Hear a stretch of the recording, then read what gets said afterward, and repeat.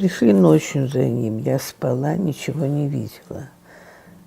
Мама мне потом рассказывала, что он ей сказал при уходе, что это какая-то ошибка, что разберутся в этом, и я вернусь. Но он, конечно, не вернулся.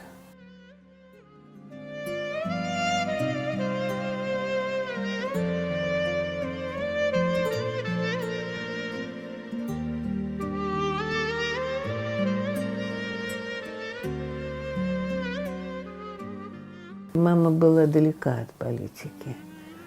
Она только любила одеваться. Она же была очень красивая. Она одежду свою заказывала у известной француженки, портнихи. Она ожидала, что с ней тоже такое что-то может произойти, поэтому однажды после допроса она пришла домой, взяла меня, кое-какие вещи и отвела меня к тете.